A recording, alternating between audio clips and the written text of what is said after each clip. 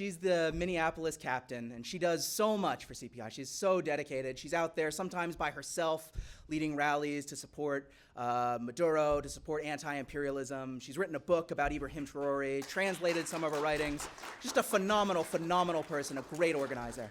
I'd like to invite her. She's going to tell us a little bit about what CPI is about. All right. Thank you, Noah, for that introduction. I really appreciate it. And thank you all for being here. So let me, first of all, thank you guys for taking the time away from your busy schedules, and taking a moment to get away from the wild news cycle and from the abundance of lassitude and hopelessness and rage that is pumped through your phones. So as Noah said, I am Penny Arcos. I'm the regional captain for Minnesota, and I'm going to be sharing with you the history of the Center for Political Innovation. Who are we and where are we going? If you don't know where you came from, then you don't know where you're going. So first of all, how did I get involved?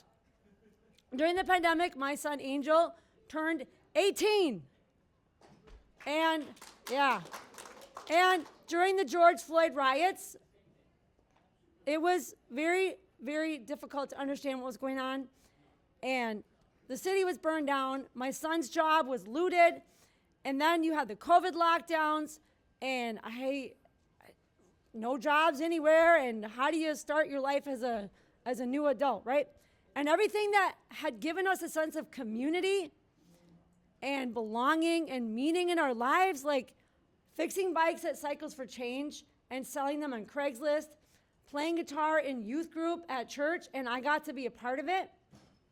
And being a part of a community outreach at the light rail, we would pass out fresh bread, and we would play guitar and sing songs, and people were just blessed by the music in their busy day as they were getting on the light rail. And it was all just ripped away from us during the lockdowns, the endless lockdowns. And then my mom, the most precious woman you will ever meet, was no longer able to take care of herself in Illinois. And she came up here with her whole life in 2 duffel bags. And I was like, that's it? That's it? That's all there is to life? You work, you raise a kid, you take a few vacations, and then you hope someone can take care of you at the end of your life. And I had to scramble to figure out how I was going to take care of her. And I couldn't take care of her, and it was traumatizing. And then I had to scramble through the healthcare system and the insurance red tape and figure out how to get the right care for her. And so I'm here to honor her right now. And then the siege on Gaza began. And then the war in Ukraine began. And I started to, as I saw a kid in Ukraine that looked just like my son, I was terrified because I wondered, what if Biden or whoever was running the country at the time decided to call up a draft and drag my son onto the front lines to start a nuclear war with Russia? What am I going to do? And in my search for answers, people that I respected, friends and family members, the only thing they could say was, well, America has a middle class, Russian oligarchs. And I wanted to know why are we spending billions of dollars for foreign wars to start a nuclear war against Russia? And why are we spending billions of dollars to blow up babies in the Middle East? I thought we were pro-life, right? Isn't that what we're supposed to believe in? So one of my friends from a former church, one of her responses was, well, when the Lord returns, Jerusalem, wait. So you mean to tell me that my son and I marched around the Minnesota Capitol year after year in the middle of February, froze our tushies off to save the babies, and now it's God's will to blow up babies in the Middle East because Jesus Christ is coming to town. Can you explain that to my son? I thought so. So then I went to the DNC convention in August. I was trying to figure out what can we do about this? I've been to these marches and they're not even on the news. Millions of people go to march and nothing happens. The war keeps going. And so I went to a Jill Stein event and okay. But when I was in Chicago, I was at the Mexican Art Museum and I met Gabby and Phil. Raise your hand, Phil. Yep, and Gabby was the one that was checking you in. They were passing out books at the Mexican Art Museum. I said, hey, I've seen them on Caleb's channel. And they invited me to an upcoming workshop in October that was titled, Why Are They Taking Us to War? Why are they taking us to war? They want to sell weapons. Why else? But Caleb explained how capitalists need constant war to open up new markets and to support the military-industrial complex. And he also explained a 4-point plan that CPI has to rescue our economy and to build the peace bridge and to end the wars and rebuild America.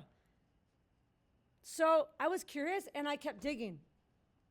And when I got home, I was inspired by Jose Vega. I don't know if you're familiar with him in New York. Jose Vega does all these interventions. He's here. Where's Jose? I was inspired by Jose Vega and all his interventions, especially against AOC and all the Democrats. So I intervened on Ilhan Omar at a town hall. And I had tried to confront her many times about the Ukraine war, and she wouldn't listen.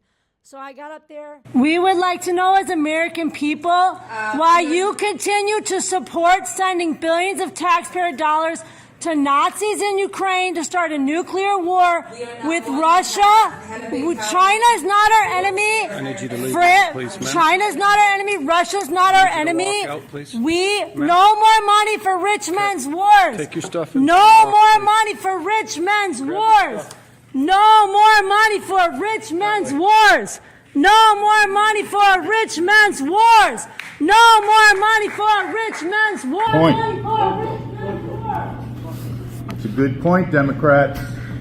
Good evening, everyone. I'm Hennepin County Commissioner Irene Fernandez. No more money for rich men's wars. I was out of there in 45 seconds. That's all I lasted. It's 45 seconds.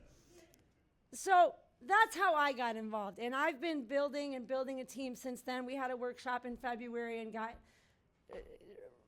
interrupted by crazy protesters, but it's been a great experience. And I get my family involved as well, my mom and my son. And so to understand Center for Political Innovation, you need to understand Caleb's background first. So I'm going to give you a little history on Caleb before I get into the history of the CPI.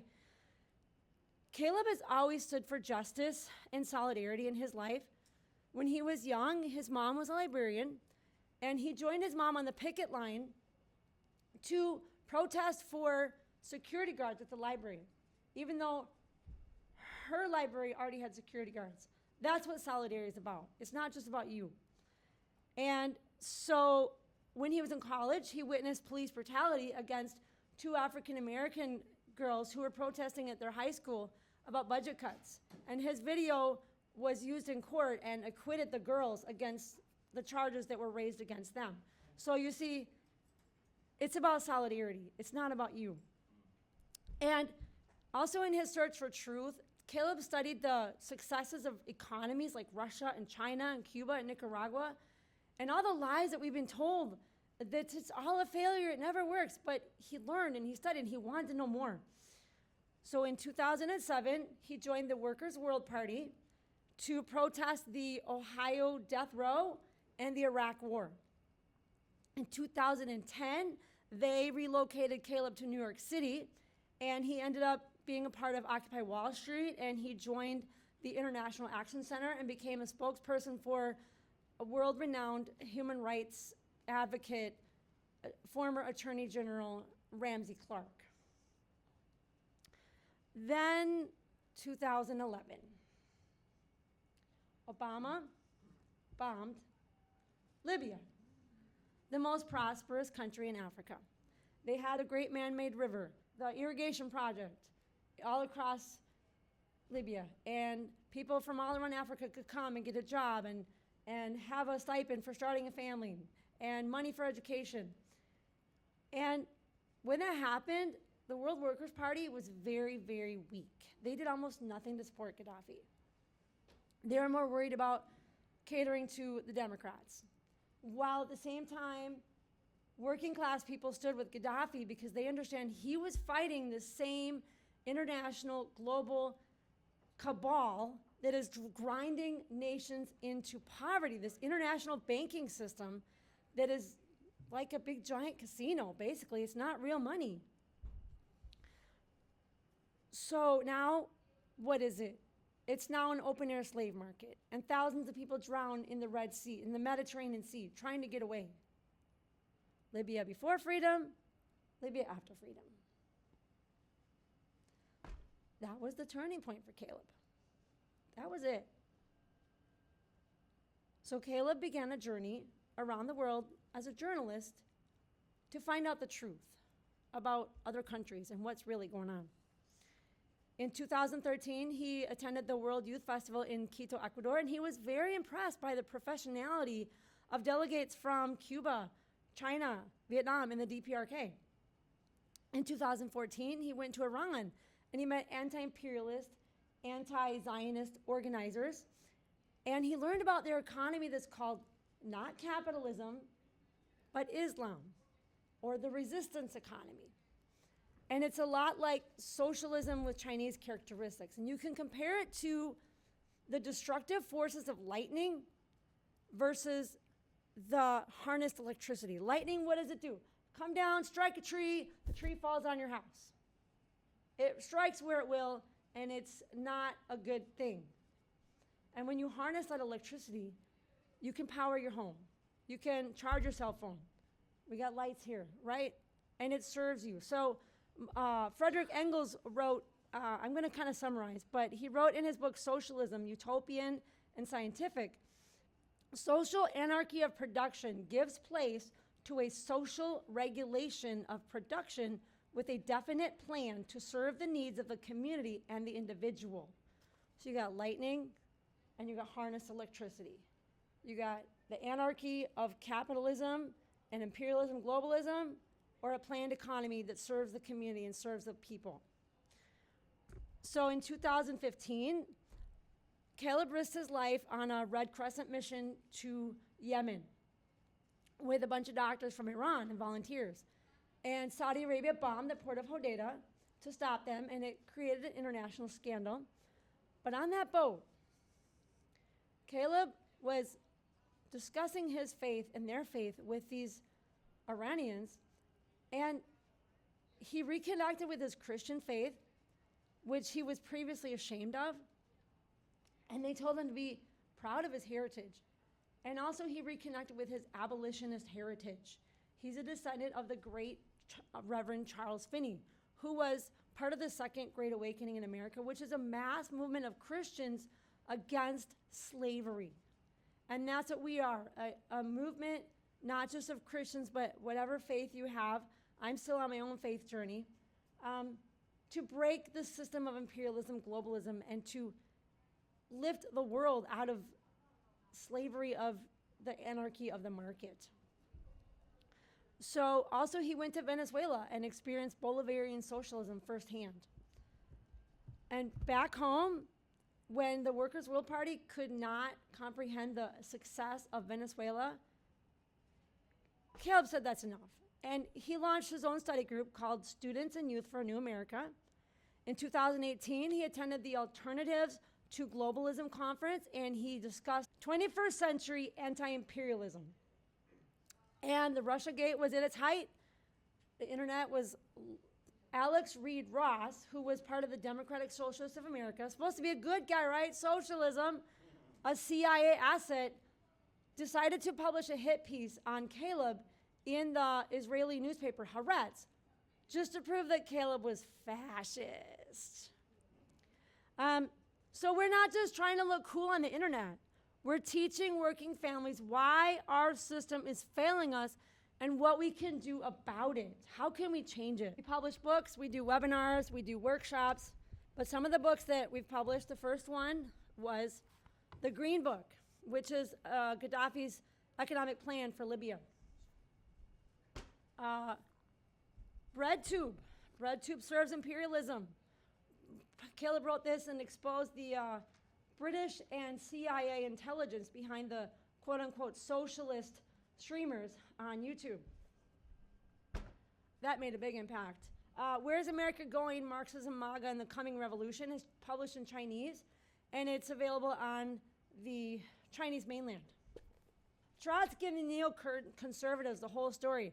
It was #1 on Amazon in Radical Thought for 3 weeks. Get a copy of that. Yeah. The Houthis. Houthis are heroes. Yeah. Who are the Houthis? What are they fighting for? We've passed out over 1,000 of these at pro-Palestine events.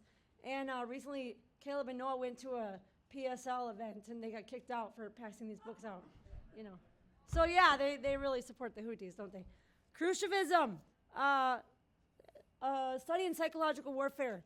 We are having study groups across the country and even in Australia about the psychological warfare that began during the Cold War against mass movements. And we are bracing ourselves to strengthen ourselves and understand the tactics that the intelligence uses to break up mass movements. A lot of books. So then, ¿qué es el innovacionismo? What is innovationism? We got it translated into Spanish now, so if you have any Spanish friends, you can pick up a copy there. And, sorry, lots of books. Africa's Flame, The Rise of Ibrahim Traoré. This is my book. Yeah. This is my book. I have a display over here about the projects. It's all in the end of the book, 3 Years of Sovereignty, but you can see the pictures and read about the projects they've done with industrializing and agriculture. And it's called Faso Mebo, where they're paving the roads. They're building an expressway between Bobo Dioulasso and Ouagadougou, which is the capital and the second largest city. And the education, patriotism for the kids, and it's just amazing what they're doing. And it's endogenous development. They nationalize their gold mines, and they're focusing on endogenous development of agriculture and industry of all kinds to support economic sovereignty. Because if you can't depend on your own country to make food, then you're dependent on the imperialists who want to destroy you. So hands off to Ibrahim Traoré. So picture in your mind, what would America look like? What would the world look like if American leaders invested in building our country instead of bombing everyone else's country and installing puppet regimes all around the world? Just picture that. That's why we're here, because we have that vision. So what can we do? Who are we, right? We're just little people, right? No, we are building a mass movement. What can we do to move our country in that direction? So I'm going to give you a glimpse into what CPI has already been doing since 2021. Hold on, it's going to be a fire hose of information, but it's important to know what we've done, because we're not just messing around the internet and rigging the algorithms. We are out here, a real-life organization, making friends, and we really want to end the wars and rebuild America. So since 2021, we've been on the ground taking action with workshops and webinars and little conventions like this. We're trying to teach people to get past the red team, blue team agenda and to unite with working families around the world to end U.S. imperialist aggression. In 2022, opposition to the Ukraine proxy war was our main priority. When the African People's Socialist Party, Uhuru, thank you, Lisa. When the Uhuru offices and homes were raided by the FBI, they were threatened with 15 years in jail and hundreds of thousands of dollars of fines for being quote unquote Russian agents for a thought crime. And we were the first, CPI was the first one on the ground to invite them to a conference, honor them as heroes, because we understand If the FBI can go after them for thought, for thinking, for opposing U.S. imperialism that's trying to crush Russia, then they can come after us too. And so, because of that, blackmailers threatened the volunteers and the attendees, but the conference went ahead anyways. And it was featured in Newsweek. How about that? And important influential people like Tara Reid and Garland Nixon were able to attend. And yeah, and Tara Reid knows Tucker Carlson, and because of that, Chairman Amali was on Tucker Carlson's show. It snowballs. It just snowballs, and that's the importance of getting together like this, because we meet each other. So the smear campaign went ahead anyways, and we shut down CPI for a while, and careers dropped out, and we reemerged stronger than ever. And 2023 we're the main voice for peace. In February, we sponsored Rage Against the War Machine with the Libertarian Chair, Angela McCurdle, and we had a reception to honor Scott Ritter. What this man has to say. Scott Ritter is here. Scott Ritter is here. We are proud that Scott Ritter is here. This is a hero. This is a hero right here.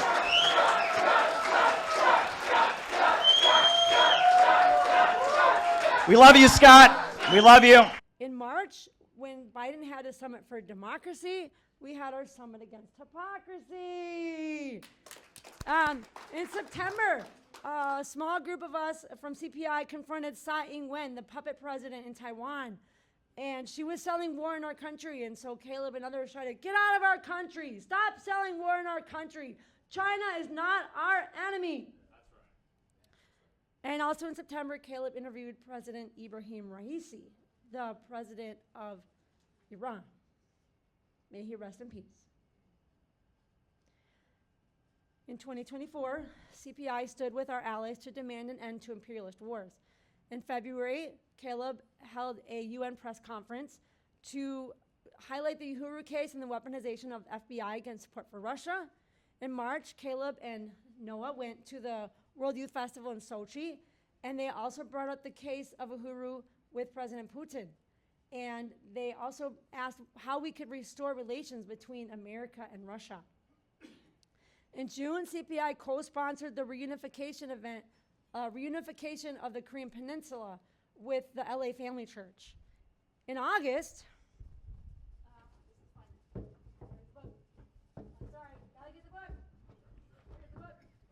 I think it's up here. Sorry. In August, this book had already been out since 2020.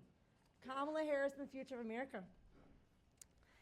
And the day that Kamala Harris was crowned the nominee, democracy. No kings, no queens. Forgot, she's not a king, she's a queen. This book was banned on Amazon all of a sudden, the day that she was the nominee. So, social media outrage forced Amazon to restore the book. And Kamala lost. So that was a lot of fun. That really was great. I was like, wow, we can really do something. Wow.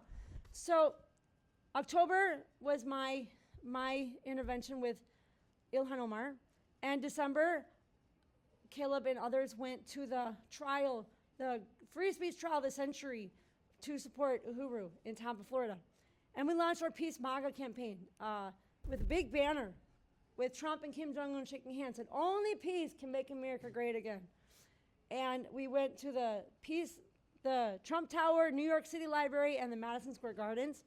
2025, I'm just gonna give you a little glimpse because Caleb already published our whole year in review, but we had our busiest year yet. It's amazing what we've done.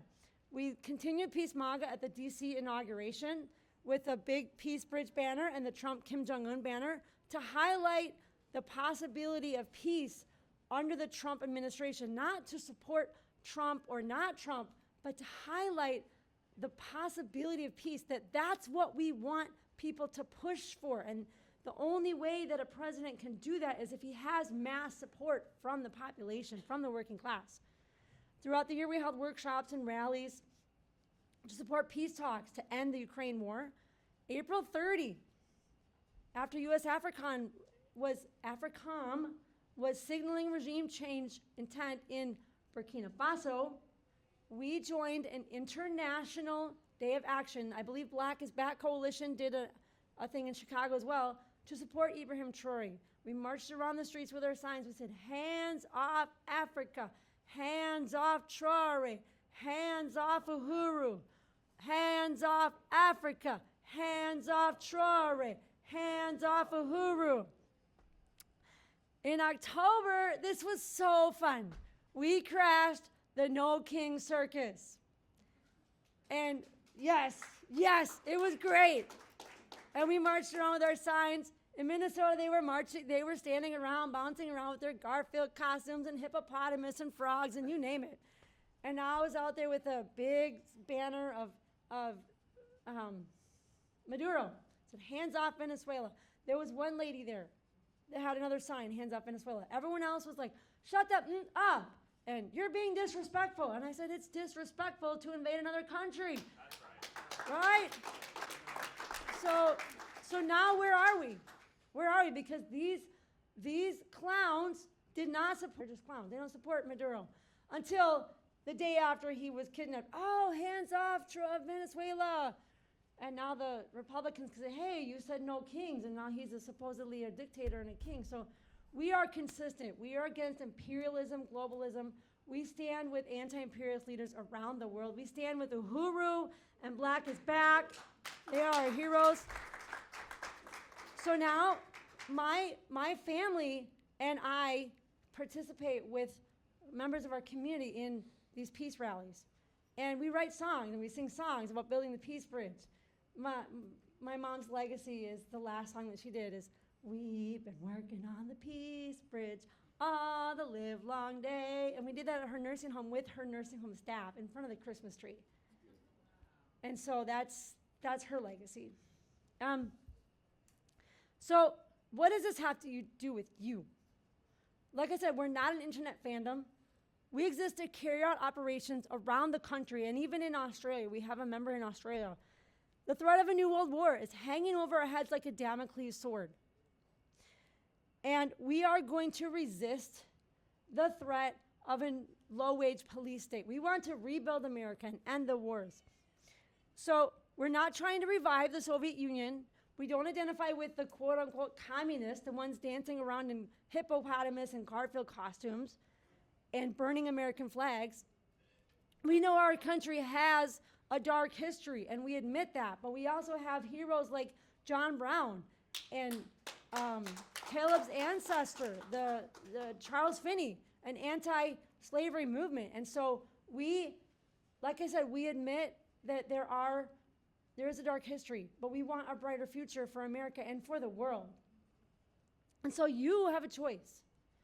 You can continue to live your life in your phone, marinating in the lassitude and anger and rage and hopelessness that they feed you every day on your scroll, on your feed, or you can join us. It's not for everybody. It takes work, it takes dedication, but you can make new friends and you can step out of your comfort zone and you can take steps to demand that we rebuild America.